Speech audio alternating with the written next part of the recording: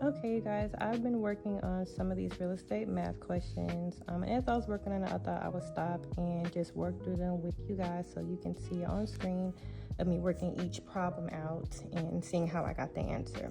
So the first question is, a sales agent sold a house for $275,000 with a commission rate of 5%. They had an 85% split with their broker. How much commission did the agent earn? So the first step, which I already worked out here, is that we need to find out how much commission was made on the whole sale. So we will take the sales price of $275,000 and we'll multiply that by the commission rate, which is 5%. So what I did is I already changed that 5% into a decimal because we have to do that first before we multiply. And once I went ahead and multiplied that 275,000 by that 5%, we get $13,750. So now that we have what the total commission was, we have to go ahead and split that with their broker. So that's an 85% split. So all we really have to do is go ahead for the second step is multiply. So we're going to multiply that $13,750 times 85%. Again, we have to go ahead and break that 85% into a decimal so we can multiply. So once we go ahead and multiply that 13,750 by 85%, we're going to go ahead and come to $11,687.50. So that is going to be our answer. The agent got $11,687.50 commission that they split with their broker. Not too bad, pretty simple. So we'll go ahead and go on to the next one. Okay, for the next question.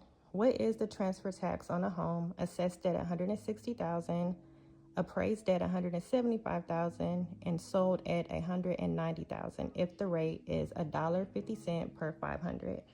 So when we're doing this type of question where it's just asking for the transfer tax rate, we're working just with the sales price, what it was sold at. So honestly, we don't have to worry about the $160,000, and we can go ahead and ignore that $175,000 because we're not worried about what it was assessed at or appraised at.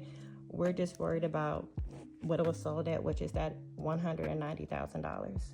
I think those are just there to try to mess you up as it did for me the first time. So the first thing we have to do is get the decimal rate. So when you see that 150 per 500, that lets me know that I'm going to divide. So the first step is going to go ahead and take that $1.50, and then we're going to divide that by the $500. That's going to go ahead and get us 0.003%.